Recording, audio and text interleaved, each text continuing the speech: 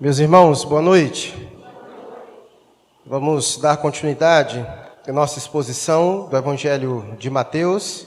Convido todos a abrirem suas Bíblias, capítulo de número 8.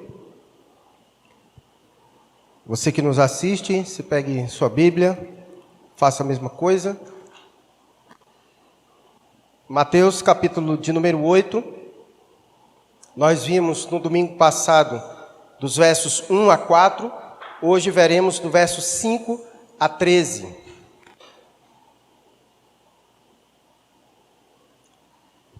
Mateus, capítulo de número 8, hoje do verso 5 ao 13.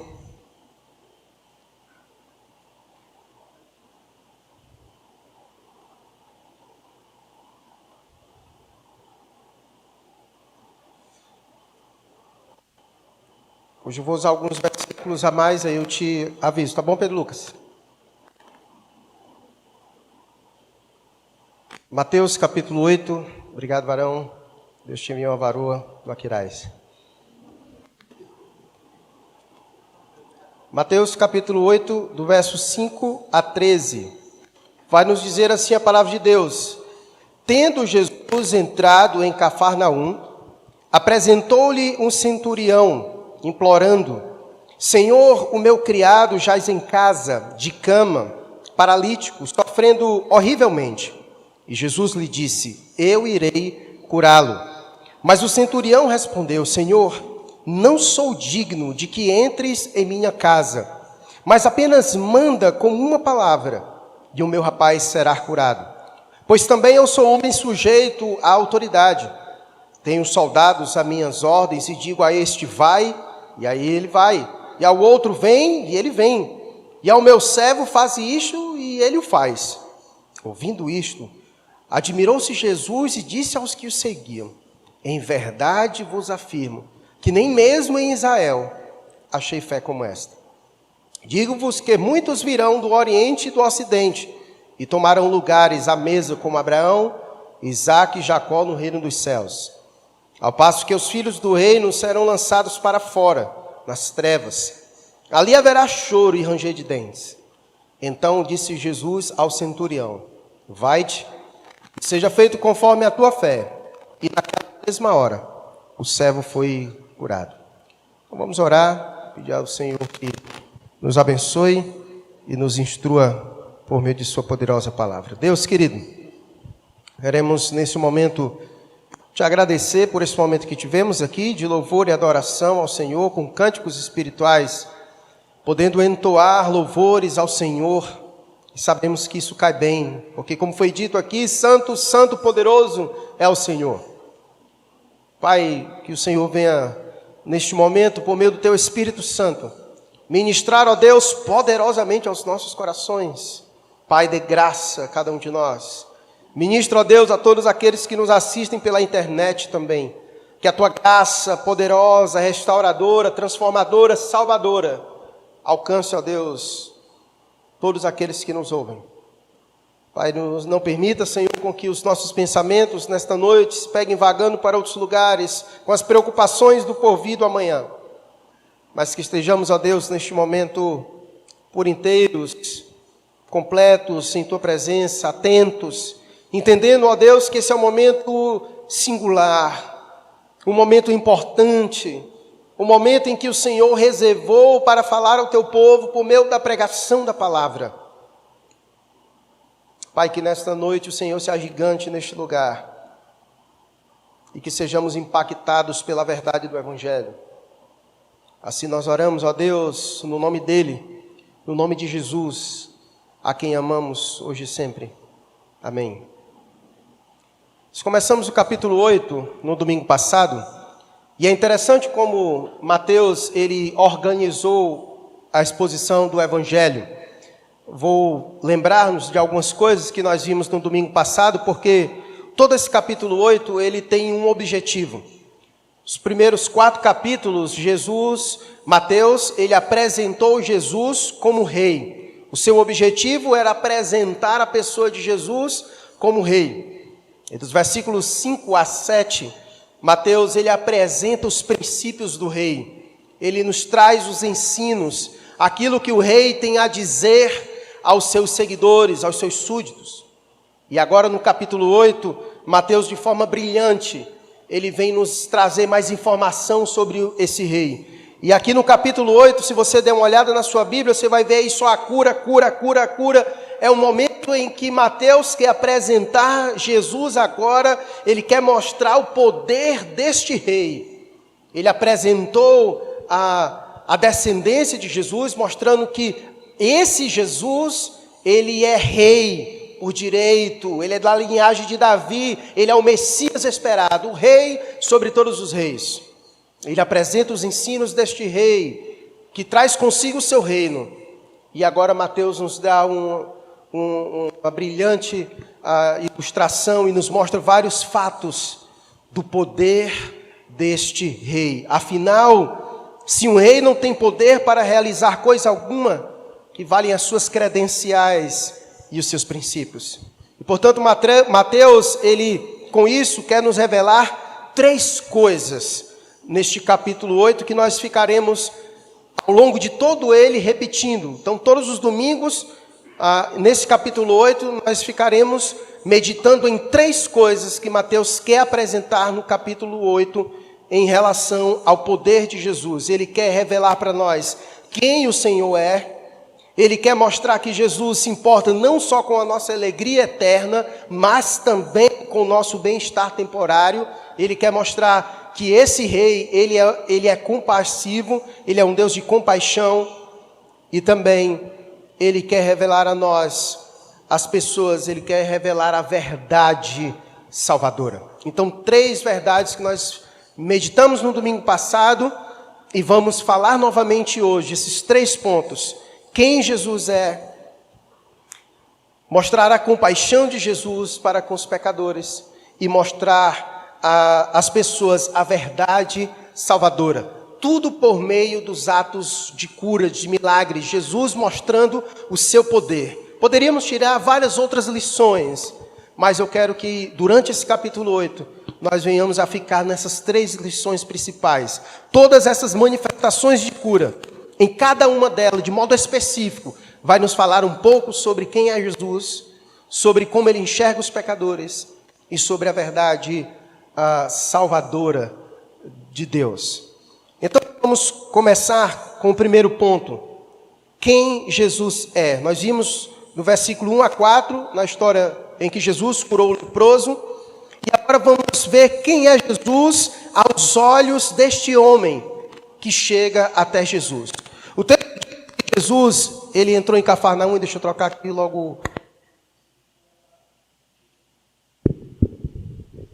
O texto diz que Jesus entrou em Cafarnaum. Isso é uma cidade bastante importante para aquele contexto, e nós veremos inúmeros momentos Jesus gastando um tempo nessa cidade de Cafarnaum. E aqui eu não vou me ater muito no propósito da cidade, mas eu quero me ater o que acontece na cidade de Cafarnaum. Então o texto diz, no verso 5, que Jesus entrou em Cafarnaum e apresentou-lhe um centurião, implorando. Surgiu um centurião. O centurião era alguém que fazia parte da linha dorsal, da espinha dorsal do exército romano. Era alguém bastante imponente, era alguém que era responsável pela guarda, uma das guardas principais do Império Romano. E se nós observarmos tanto esse texto em Mateus quanto em Lucas, que é descrito esse mesmo relato no capítulo 7, nós veremos que esse homem não era um simples soldado qualquer, mas era provavelmente um oficial, um homem que detinha poderes, autoridade, que foi lhe dado através do Império Romano, poderes e autoridade, de tal maneira que quando a gente vai já ver, ele vai dizer que muitos homens estão debaixo da sua autoridade. De modo que ele diz para um, vem para ali, o outro vem, vai para lá e o outro vai, fica aqui, fica. Ele quer mostrar a Jesus que ele também é um homem de autoridade. Então, esse homem, ele chega diante do Senhor, e no final do versículo 5 diz que ele não chega de qualquer jeito, mas ele chega diante do Senhor fazendo o quê? Implorando ao Senhor. E aí ele vai dizer no versículo 6, ele vai chegar para Jesus, e qual é a primeira coisa que ele diz para Jesus? Ele chama Jesus de Senhor. Portanto, a primeira coisa que nos é ensinado sobre Jesus, neste relato, é que Jesus é o Senhor. E esse homem reconhece em Jesus como Senhor, e não como qualquer Senhor. E olhe que esse homem está acostumado a lidar com autoridades, porque ele vive no contexto militar. Ele mesmo é um homem de autoridade, de maneira que outros se submetem a ele, assim também como eles se submetem a outras autoridades. Mas ele chega ao Senhor e reconhece que Jesus tem um tipo de senhorio diferente dos demais, de maneira que ele chega a Jesus, embora Jesus não tenha emblema militar algum, mas ele reconhece que Jesus é Senhor, e ele chega para Jesus implorando, reconhecendo quem Jesus é. E é interessante isso, porque nós vimos do verso 1, do verso 4, que o leproso usa a mesma expressão. Um homem que era rejeitado pela sociedade, um qualquer, teve a mesma percepção que um homem com certas regalias, com certas posturas. Aqui é o oposto, de dois homens. Um que vivia na sarjeta, um homem que era leproso, que era uma escória da sociedade, excluído porque a sua lepra lhe excluía do convívio. E aqui é um homem de autoridade, um homem que certamente vivia bem, que vivia debaixo dos cuidados do Império Romano, um homem que tinha autoridade sobre muitas outras pessoas. Então você percebe que, independente da classe social, esses dois homens, embora distintos, eles têm a mesma visão acerca de Jesus. Eles olham para Jesus e reconhecem que Jesus é Senhor. Aquele homem poderia facilmente reconhecer qualquer pessoa como Senhor, porque afinal, diante da sociedade, ele era o menor.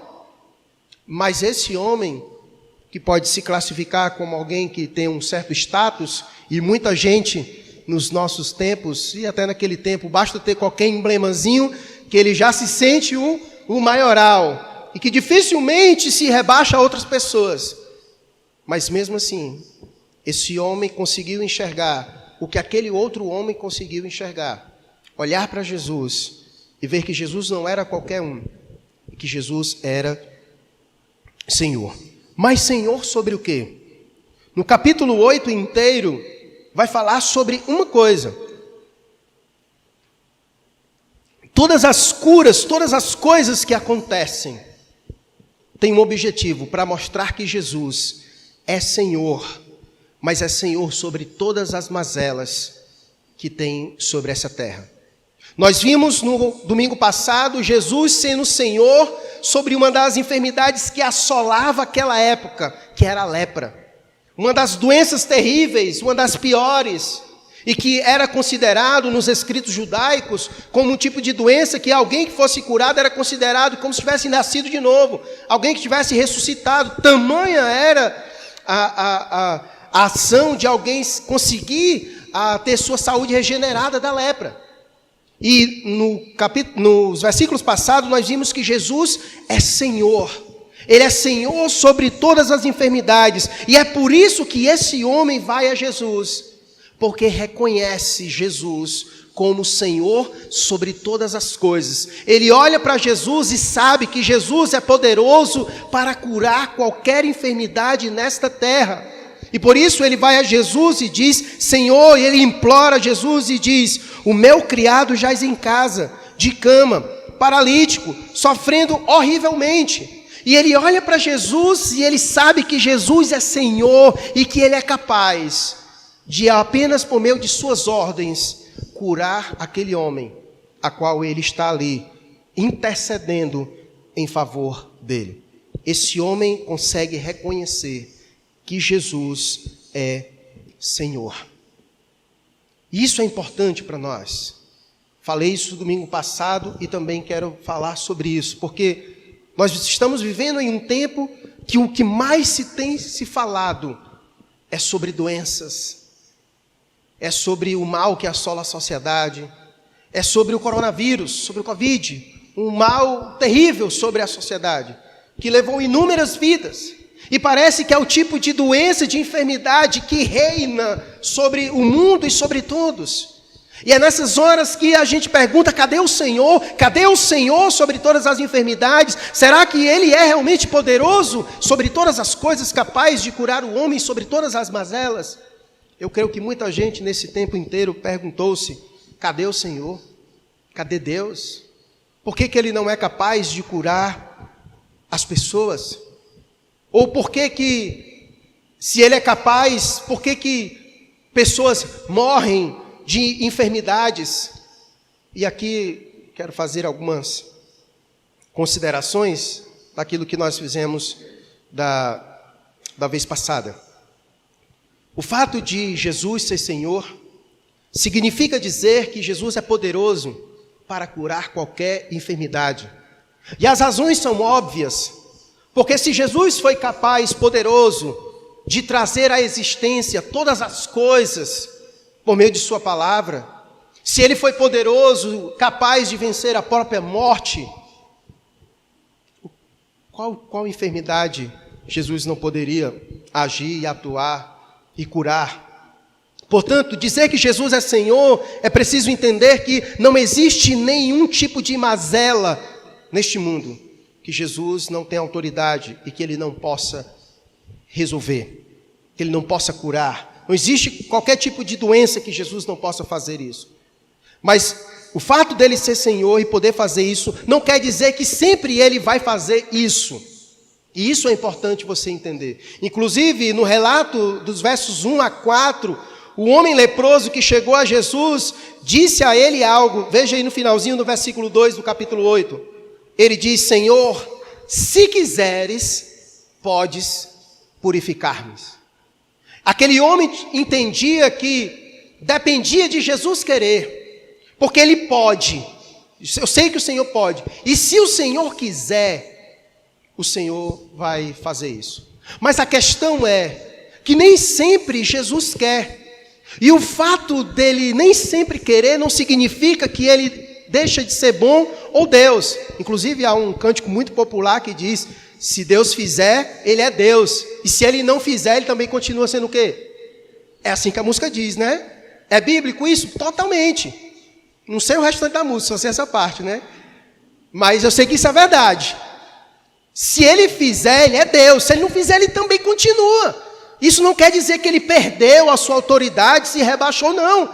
Porque depende da questão dele querer. E como eu disse, se Jesus curar todo mundo e todas as doenças, ninguém morre. Ninguém morre. Mas a questão é que chegará o momento de todos nós. Porque esse Senhor, que é Senhor sobre todas as coisas, inclusive é Senhor sobre nossa vida. E Ele já tem escrito e determinado todos os nossos dias, quando nenhum deles ainda havia. Portanto, chegará o momento em que Ele nos chamará para si mesmo, e pode ser que seja por meio de uma enfermidade. Então nós precisamos entender isso. O fato dele ser Senhor significa dizer que Ele é poderoso para curar. Mas isso não quer dizer que Ele vá fazer isso. Porque pode ser que seja por meio daquela enfermidade que Ele toma aquela pessoa para si mesmo. Mas saber que Ele é Senhor nos ajuda a descansar. Nos ajuda a olhar para Ele numa perspectiva correta. A saber que, por maior que seja a enfermidade, ela não é maior do que o Senhor. Ela não é maior do que Ele. E Ele já provou que Ele venceu todas elas. Porque o autor de Isaías vai dizer que Jesus no madeiro tomou sobre si todas as nossas o quê? Enfermidades. Ele tomou sobre si todas as nossas enfermidades. Portanto, Jesus, Ele é Senhor. Ele é Senhor. E é interessante como esse homem enxerga Jesus dessa forma. Por isso que ele chega a Jesus implorando. E não somente isso, olha como ele reconhece o senhorio de Jesus Cristo.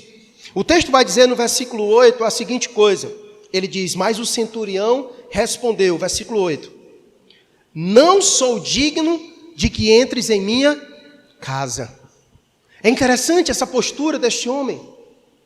Um homem de autoridade. E que pode se achar o bambambam, porque naquele contexto você ser um soldado romano era muita coisa. não era pouca coisa, era muita coisa. Mas ele olha para Jesus e reconhece que ele é indigno. E a sua indignidade aqui não se dá ao fato simplesmente desse homem ser um gentil. Porque Jesus era um judeu e esse homem era um gentil. E havia toda aquela disputa racial, de que o gentil não se dava bem com o judeu e não se relacionava. E eu vou falar sobre isso, mas aqui não é o ponto. O ponto aqui, a questão é que esse homem olha para Jesus e reconhece a divindade de Jesus, reconhece o senhorio de Jesus, não um senhorio dado pelos homens, mas um senhorio divino sobre ele, de maneira que ele olha para Jesus e reconhece que sua indignidade é no aspecto espiritual. O Senhor é santo. O Senhor é o Senhor, Criador sobre todas as coisas, como cantamos aqui, santo, cantamos 2 músicas que falam sobre santidade. E esse homem reconhece que perto da santidade de Deus, ele é indigno. Ele é indigno. Porque o homem pecador é indigno de estar na presença de Deus. O Isaías capítulo 59 vai dizer que os nossos pecados causam separação entre nós e o nosso Deus. Porque o pecado faz isso. Paulo, Romanos 3, 23, vai dizer que todos pecaram e estão destituídos da glória de Deus, afastados da glória de Deus. Nós somos indignos por natureza de estar na presença de Deus. O que nos torna digno de estar na presença de Deus é o sangue de Cristo. É o sangue de Jesus. Como o autor de Hebreus vai dizer no capítulo 10, nós temos a ousadia de entrar no Santo dos Santos por causa de Cristo. Só conseguimos acesso a Ele por causa de Cristo, porque pela nossa própria natureza nós somos indignos. Essa é a condição do homem. Ele é indigno de estar na presença do Senhor. E se não for por meio de Cristo, nenhum de nós é capaz de ser introduzido na presença de Deus. Nós somos indignos por natureza. É por isso que quando nós paramos para refletir sobre o privilégio que é nos dado de estarmos na presença de Deus, devemos valorizar. O fato de sabermos que podemos fechar os nossos olhos, orarmos e entrarmos nos santos dos santos, isso é um grande privilégio, porque por natureza nós somos indignos. Quando você olha o Antigo Testamento, ninguém podia entrar nos santos dos santos. Se alguém entrasse ali era fulminado, ninguém podia entrar porque o lugar era santo demais e o ser humano é indigno. Só o sumo sacerdote poderia entrar no Santo dos Santos e uma vez por ano. Mas por meio de Cristo nós podemos entrar no Santo dos Santos a hora e livremente, a hora que quisermos. Porque nós somos indignos, mas Cristo, por meio do seu sangue, nos introduz, nos tornamos capazes de entrar na presença de Deus, não por nós mesmos, mas por meio dele, por meio de Cristo. Então esse homem olha para Jesus e reconhece o senhorio de Jesus. Ele é Senhor, e ele implora, e ele se considera indigno de estar na presença do Senhor sobre todas as coisas. E é essa postura que nós devemos ter diante do Senhor. Longe de tudo aquilo que nós temos visto à nossa volta, de homens que se acham dignos, que batem no peito, que levantam o dedo para o Senhor e diz: eu determino, como se eles tivessem autoridade para mandar no Senhor. Como se eles tivessem autoridade para exigir alguma coisa. Mas esse homem nos mostra que é implorando. É a primeira bem-aventurança, o pobre de espírito, que reconhece sua condição, sua falência espiritual diante de Deus e implora: Senhor, socorre-me. Senhor, tem misericórdia de mim, porque eu sei que o Senhor pode, porque o Senhor é Senhor sobre todas as coisas. É esse tipo de postura que nós devemos ter diante do Senhor. E esses 2 relatos nos dão uma visão muito maravilhosa sobre como esses homens veem o Senhor. Ele é o Senhor. Portanto, nesse tempo tão difícil que o mundo está passando, nunca esqueça disso. Jesus é Senhor. Jesus é Senhor, meu irmão. Jesus é o Senhor.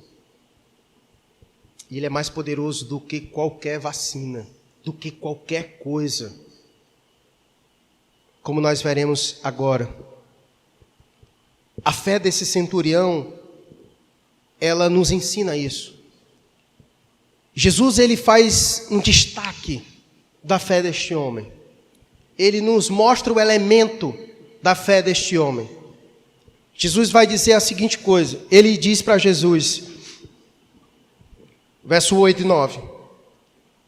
O centurião respondeu, Senhor, eu não sou digno de que entres em minha casa, mas apenas manda com uma palavra, e o meu rapaz será curado. Pois também eu sou homem sujeito à autoridade. Eu tenho soldado às minhas ordens e digo a este, vai, e ele vai, e ao outro vem, e ele vem, e ao meu servo faz isto, e ele o faz. E ouvindo isto, admirou-se Jesus e disse aos que o seguiam, em verdade vos afirmo, que nem mesmo em Israel achei fé como esta. O que chamou a atenção de Jesus foram dois fatores. O primeiro foi o fator racial. Esse homem era um gentio. E os judeus eram aqueles que se vangloriavam porque eles eram os oráculos de Deus, aqueles que tinham recebido a revelação de Deus. E Jesus vai dizer que nem mesmo entre aqueles que foram beneficiados, que receberam a revelação de Deus, ele tinha visto tamanha fé. Ele, na verdade, não ficou admirado como se ele não soubesse, mas ele queria, na verdade, tornar conhecido para os judeus a fé daquele homem. De dizer, esse homem que vocês os consideram, que vocês os rejeitam, que vocês nem querem falar com eles, eu encontro mais fé nele do que em vocês.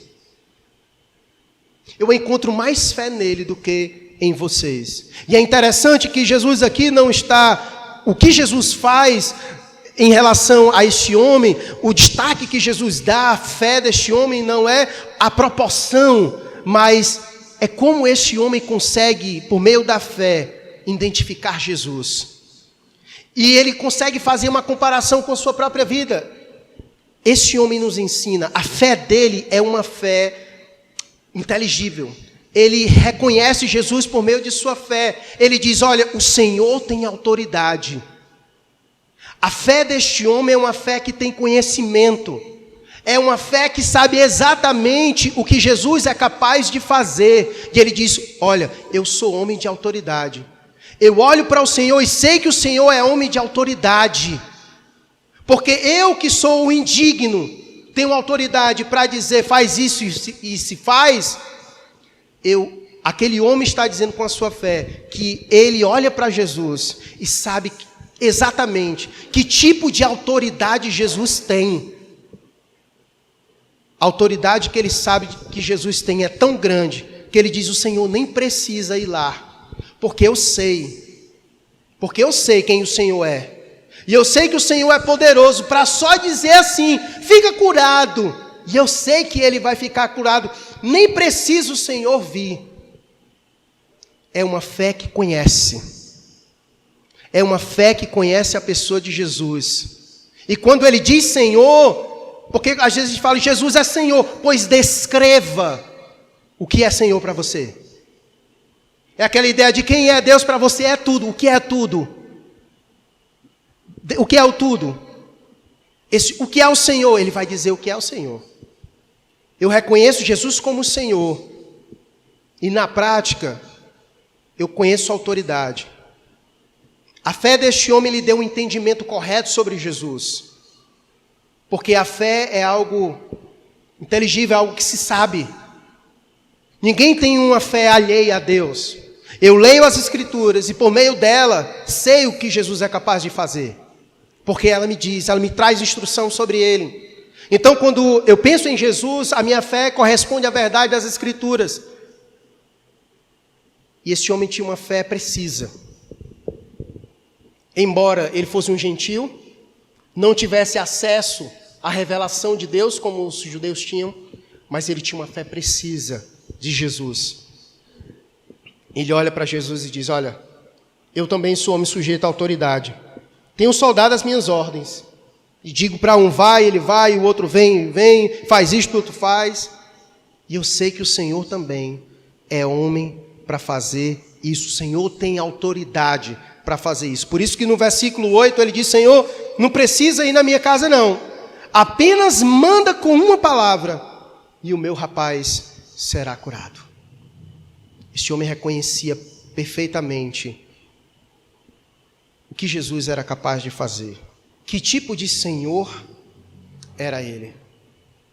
Jesus é esse. Ele é o Senhor sobre todas as coisas. Ele nem precisa tocar. E muitas vezes a gente vai ver aqui vários relatos, onde bota o lodo na outra pessoa, pega, faz um monte de coisa, mas também nem precisa. Se Ele quiser, nem precisa. Como Ele trouxe a vida a Lázaro, nem precisou tocar, nem precisou fazer nada, só disse vem. Ele só disse vem, na verdade Ele disse sai para fora, né? E Lázaro foi, ao som de sua palavra, porque Jesus é esse, que ao som de sua palavra é capaz de trazer vida. Lembra daquela visão dos vales de ossos secos? Através das palavras de Jesus, Ele é capaz de trazer vida ao vale mais seco, mais sombrio, a doença mais terrível. O Senhor é capaz de, ao som de sua palavra, trazer vida e trazer cura. Porque se Gênesis 1, Ele disse haja luz e houve luz, e se Ele foi dizendo haja e foi vendo todas as coisas, então se Ele disser haja saúde, haverá saúde onde quer que seja. Onde quer que seja. Por isso que quando nós oramos por alguém, não precisa estar na presença de alguém, porque se o Senhor quiser, Ele pode curar lá mesmo, porque Ele é Senhor. Independente de onde nós estejamos, Ele é Senhor. Ele pode lhe curar por meio dos médicos, pode lhe curar por meio dos medicamentos, pode, mas também é só o som de sua palavra, Ele também pode, porque Ele é Senhor. Porque Ele é Senhor. E esse homem reconhecia perfeitamente que Jesus era Senhor.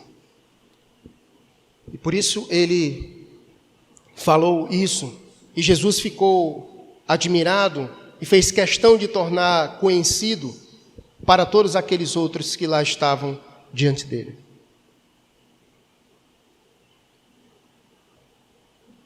Então, o primeiro ponto é isso. Aqui nós vimos como esse homem centurião mostrou quem Jesus é. Ele é o Senhor. Todas essas ações, todos esses relatos de cura têm um objetivo: mostrar que esse rei é poderoso, mostrar que ele é Senhor sobre todas as coisas e sobre tudo.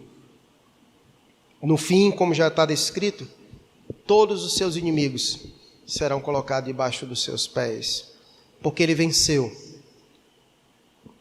Jesus vem assim, como aquele que venceu todas as coisas, e todos os seus inimigos estão debaixo dos seus pés, inclusive a morte. Tragada foi a morte pela vitória de Jesus Cristo. E é por esta razão que nós temos esperança, porque Cristo venceu a tão poderosa morte.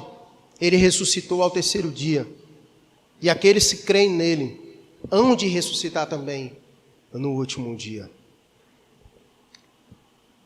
A segunda coisa que nós aprendemos é como Jesus se importa. É como Jesus se importa, não só com a nossa alegria eterna, mas também com o nosso bem-estar temporário. Quantas vezes nós oramos, mesmo sendo indignos, e o Senhor nos acudiu? Quantas vezes Ele, com o coração tão cheio de compaixão, o Senhor não agiu, trazendo benefícios para nós, curando-nos, aliviando-nos, passando por situações difíceis, dando força para nós? Quantas vezes o Senhor não agiu assim, diante de situações que parecíamos que iriam nos engolir, mas o Senhor esteve conosco, agindo, ouvindo as nossas orações, ali conosco. Jesus se importa, e esse texto mostra isso. O texto vai dizer nos versos 5, 6 e 7, que tendo Jesus entrado em Cafarnaum, apresentou-lhe um centurião, implorando: Senhor, meu criado jaz em casa, de cama, paralítico, sofrendo horrivelmente. E Jesus lhe disse: eu irei curá-lo. Eu irei curá-lo. A ideia aqui não é simplesmente que ele iria fazer o que ele fez, mas a proposta aqui é que Jesus ia lá. Tanto é que no versículo seguinte ele vai dizer: não precisa ir lá não. Não precisa o Senhor ir lá não. Porque basta o Senhor falar que eu sei que vai acontecer. E é interessante essa resposta que Jesus dá. Porque assim como no relato anterior, assim como era inconcebível alguém tocar em um leproso, porque segundo a lei cerimonial você se tornava impuro, um judeu ia à casa de um gentil também lhe contaminava.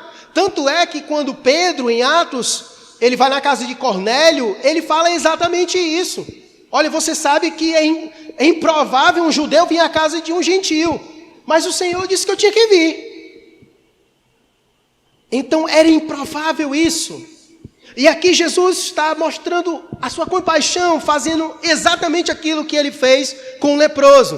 Porque com o leproso ele também poderia dizer: fica curado, mas não somente isso. Jesus fez o que no leproso? Tocou. Ele nem precisava tocar, porque aqui ele curou o outro à distância, mas ele fez questão de tocar no leproso. Ele fez questão de dizer ao centurião: eu vou na tua casa. Isso é interessante como Jesus atua, como ele faz essas coisas. Diante da nossa indignidade, imagina, o Senhor se faz carne e veio no nosso meio, habita entre um povo de lábios impuros, no meio de nós, povo indigno, vive conosco, caminha conosco, compartilha conosco, sofre as nossas dores, morre a nossa morte. Isso é maravilhoso. Isso mostra a compaixão de Deus, como Ele quebra barreiras para chegar até o pecador, o necessitado, aquele que precisa da sua graça. E esse centurião era um homem gentil, que era separado da comunhão de Israel. Mas Jesus diz: eu vou à tua casa. Eu vou à tua casa. E é interessante essa ação que ele diz: eu irei curá-lo. Jesus quebra aqui esses paradigmas. E ele diz ao homem: eu vou à tua casa. E é isso que nós precisamos aprender. Muitas vezes, o homem perdido, ele deve se sentir indigno. Ele deve se sentir indigno. Mas jamais ele deve se achar que é inapropriado para ser o objeto da graça de Deus. É exatamente por nós sermos o que somos que Deus derramou a sua graça. Jesus não veio para os bons. Ele veio para os perdidos. Ele veio exatamente para os doentes. Ele veio exatamente para esses. E é por isso que ele disse para o homem: eu irei curá-lo. Assim ele disse do trono da sua glória, quando o Pai disse, quando o Pai nos olhou em nossa doença, em nossa enfermidade, em nossa indignidade, o Pai disse: vai. Ele disse: eu vou. E ele veio. E ele veio para nos acudir. E ele veio para nos salvar. Isso mostra a compaixão de Jesus pelos pecadores. Ele tocou no leproso e ele disse ao gentil: eu vou curá-lo, eu vou na sua casa. E não somente isso. É interessante, o primeiro relato é de um leproso. O segundo é ele atendendo a um gentil para socorrer um escravo. E depois ele vai curar quem? Olha ali na sua Bíblia, ele vai curar quem? Uma mulher, a sogra de Pedro. ele cura um leproso, atende um gentil, vai salvar um escravo e atende uma mulher. Exatamente os 4 tipos de pessoas que eram mais excluídos naquele contexto. Mateus separou exatamente essas curas para nos ensinar coisas preciosas sobre Jesus. Jesus não faz acepção de pessoas. Jesus não faz acepção de pessoas, porque todos são indignos. Todos são indignos. Todos são objetos da sua graça. Seja judeu, seja grego, livre, escravo, não importa. Jesus veio para salvar a todos. Terceira lição que nós aprendemos é que, além da compaixão e das credenciais, há esse terceiro motivo pelo qual Jesus realizou essas curas: revelar às pessoas a verdade salvadora. Isso é importante, porque, como nós já vimos, alguém pode ter sido o objeto da cura de Deus e mesmo assim ela ter seu destino final longe de Deus, no castigo eterno. E nós conseguimos ver nas Escrituras vários relatos assim. Como, por exemplo, nós vimos a cura daqueles 10 homens que foram à presença do Senhor, que o texto vai dizer que só um voltou para agradecer, não foi verdade? Mas todos foram curados, todos os 10 foram curados, mas só um voltou para agradecer ao Senhor. Então, o simples fato de Jesus curar alguém não significa dizer que aquela pessoa está salva. O Senhor pode realizar em sua bondade, em sua misericórdia, cura sobre a vida dos seus filhos e sobre a vida daqueles que nem o temem. Aqueles que são rebeldes, declarados ao Senhor. Ele pode fazer isso pela sua misericórdia. O Senhor pode fazer isso. Essas curas, elas têm um objetivo. Elas não são um fim em si mesmo. Embora o Senhor faça para mostrar sua compaixão, porque Ele tem interesse não somente na nossa alegria eterna, mas também enquanto aqui passamos, mas elas também apontam para algo maior do que aqui. Porque o homem pode estar curado aqui. O homem pode ter uma saúde muito boa aqui, mas o que adianta ele ter uma saúde boa aqui, se no final todo o seu corpo vai perecer no castigo eterno? Então Jesus veio muito mais para isso, veio muito mais do que para isso. Isso, na verdade, deve apontar para uma outra coisa maior do que isso mesmo. Por isso que João, e nós lemos esse texto, e eu quero reler novamente, capítulo 20, João capítulo 20, verso 30 e 31, e o Pedro Lucas vai colocar aí para a gente. Diz assim, aqui na tela: na verdade, fez Jesus diante dos discípulos muitos outros sinais que não estão escritos neste livro. Estes, porém, foram registrados para que creiais que Jesus é o Cristo, o Filho de Deus, e para que, crendo, tenhais vida em seu nome. O objetivo dessas coisas é revelar isso, que Ele é o Cristo, o Filho de Deus, com o objetivo de que as pessoas creiam nele e tenham vida em seu nome.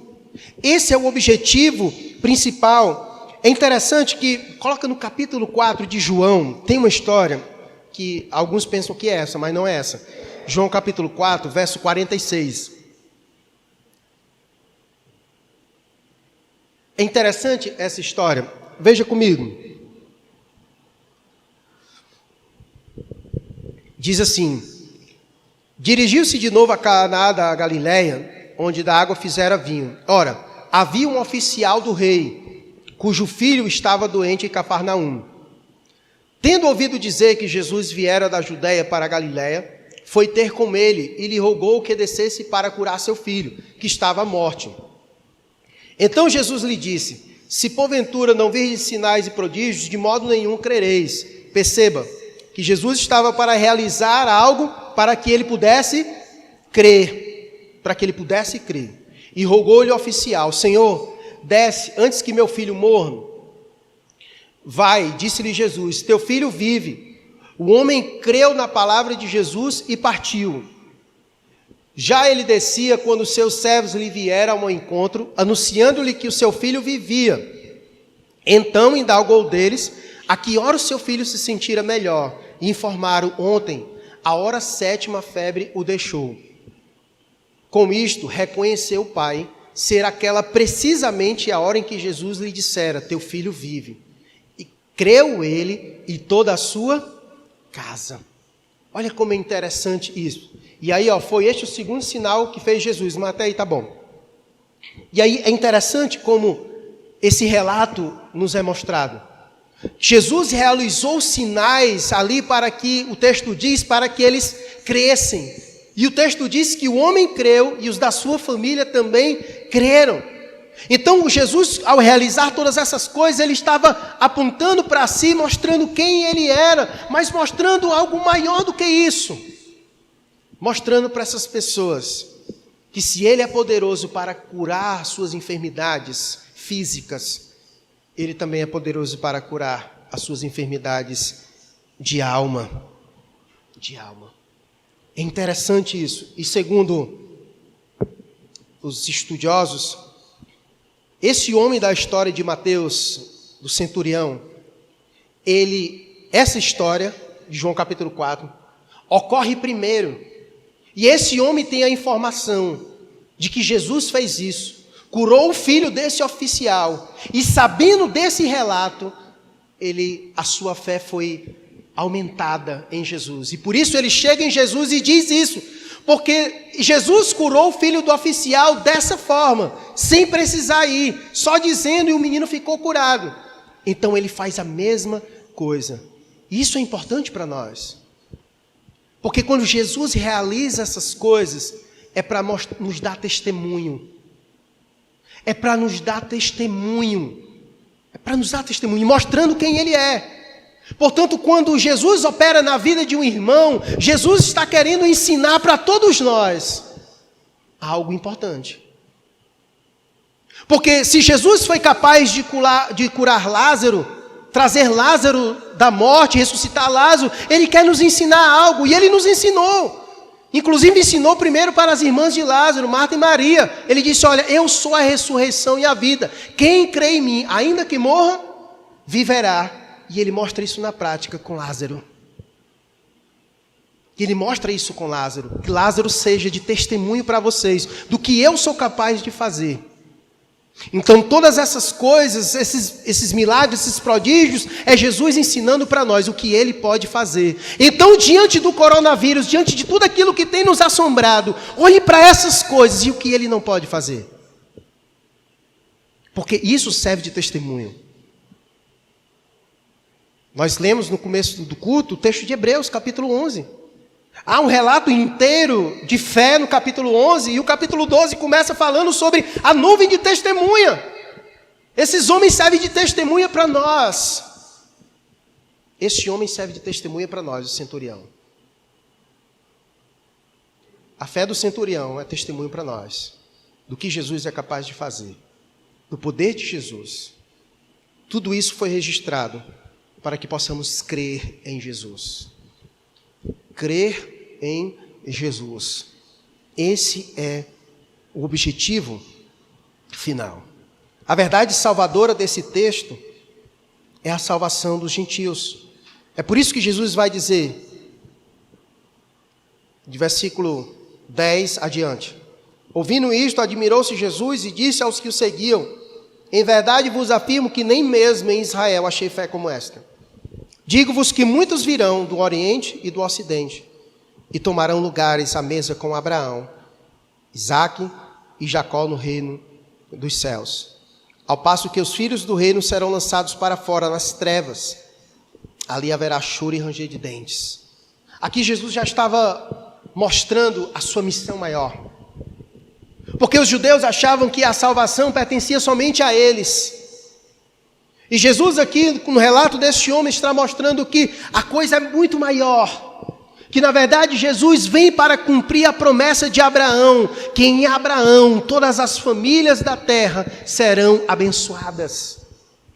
Jesus é o cumprimento da promessa de Abraão. Então, muitos virão à presença do Senhor, é só ler Apocalipse, que o Senhor Jesus tomou para o Pai, povo de toda língua, raça e nação, de todos os lugares, aqueles que creram em seu nome. E esse centurião é a prova. Ao passo de que muitos aqueles que se achavam que eram dignos no reino, simplesmente por serem descendentes de Abraão, o Senhor disse: para muitos desses haverá choro e ranger de dentes. Porque o simples fato da aliança não se dá ao simples fato de ser descendente de Abraão de sangue, não. Mas é aqueles que creem pela promessa. É os que creem pela promessa. A verdadeira circuncisão é a do coração. É a do coração. E Jesus já está mostrando aqui o alcance da sua salvação. O alcance do seu agir. Jesus está curando pessoas que outrora era rejeitado, era alguém que vivia separado, longe, distante. Jesus agora estava se chegando a essas pessoas, mostrando aquilo que ele estava para fazer. Com essa história, eu quero concluir dizendo a seguinte coisa: que em Cristo, Deus aproximou os que estavam distantes e lhes trouxe salvação. Coloca o texto aí para nós de Efésios capítulo 2, verso 12 e 13, por gentileza. Efésios capítulo 2, verso 12 e 13. Isso era Paulo falando sobre nós. Quando nós olhamos para essa história do centurião, é a minha história, é a sua história. Alguém aqui é judeu? Alguém aqui é judeu? Não, né? Então essa é a nossa história. Nossa raça era essa do centurião, gentil. E por isso que Jesus dizer que iria até ele, e falou que muitos virão do Oriente e do Ocidente e tomarão lugares à mesa com Abraão, Isaque e Jacó, é a respeito de nós que o texto fala. E por isso que Paulo disse em Efésios capítulo 2, versículo 12, naquele tempo, antes da chegada de Cristo, nós estávamos assim, separados da comunidade de Israel e estranhos às alianças da promessa, não tendo esperança e sem Deus no mundo. Versículo 13, mas agora em Cristo Jesus, vós que antes estáveis longe, fostes aproximados pelo sangue de Cristo. Cristo agora inicia esse processo. E o seu ministério já é ensinando isso. E no final do seu ministério, como nós veremos no último capítulo, no versículo 28, ele encerra dizendo aos seus discípulos: vão para os 4 cantos do mundo e façam discípulos de todas as nações em meu nome. E batizem essas pessoas no nome do Pai, do Filho e do Espírito Santo. Saiam daqui, comecem aqui e vão até os confins da terra. Jesus continua operando, realizando milagres, mostrando às pessoas quem Ele é. Nesse tempo, essa é uma ótima oportunidade para nós sermos testemunhas de Jesus e mostrar ao mundo quem Ele é. Ele é o Senhor. Ele é o Senhor sobre todas as coisas. E não há nada, não há nenhuma mazela neste mundo, não há nenhuma enfermidade, não há nada que seja maior e mais poderoso do que Jesus. Ele é capaz de realizar qualquer coisa, porque como disse o leproso, se quiseres, tu podes, porque o poder para Ele está ao seu alcance, porque Jesus, Ele é todo onipotente, não há nada que Ele não possa fazer, não há nada impossível para Jesus. Os nossos maiores inimigos, Jesus já venceu. Então eu quero nesse momento orar com você. E quero que você ore com esta fé do centurião, mentalizando quem Jesus é e o que Ele pode fazer. E que você ore com fé assim. Isso não quer dizer que Jesus vai fazer o que você está pedindo, pelo simples fato dele poder. Mas Ele pode. mas Ele pode. E se Ele não quiser, porque Ele tem propósitos além disso. Mas esse é o momento para testar a nossa fé.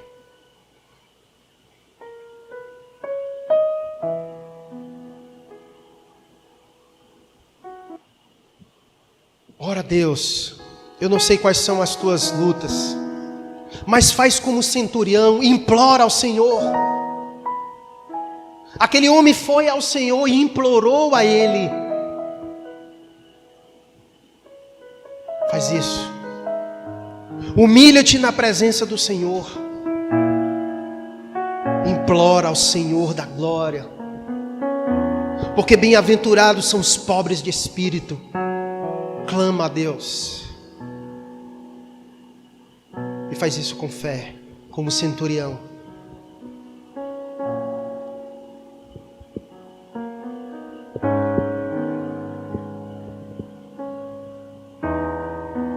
Eu não sei quais são tuas causas.